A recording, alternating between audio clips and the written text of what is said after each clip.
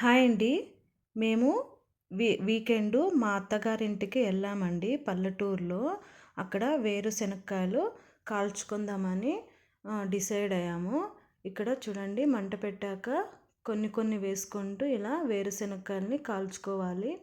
ఇవి సైడ్స్ ఉండేవన్నీను మనము మంటలోకి లోపలికి వేయాలండి. ఇలా నీట్‌గా వేసిన తర్వాత మంట అనేది అడ్జస్ట్ చేసుకుంటూ ఫస్ట్ మంట అనేది ఉంటుందండి. ఆ మంటని అడ్జస్ట్ చేసుకుంటూ తగ్గించాక ఇలా నిప్పుల్లోనే అటు ఇటు కలుపుతూ ఇవి వేరుశనగల్ని కాల్చుకోవాలండి బాగా.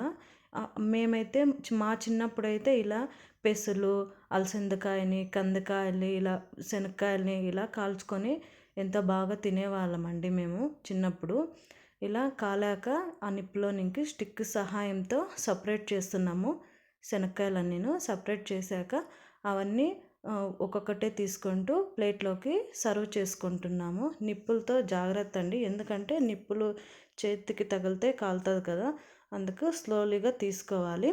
ఇప్పుడు శనక్కాయలన్నీ ఒలిసి కాలాయో లేదో చూస్తున్నామండి.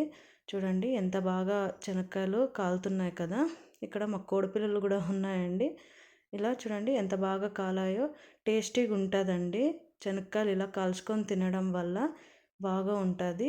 మీరు కూడా ఇప్పుడు ఎంతమంది ఇలా కాల్చుకొని తింటున్నారో కామెంట్ బాక్స్లో కామెంట్ చేయండి. Thank you.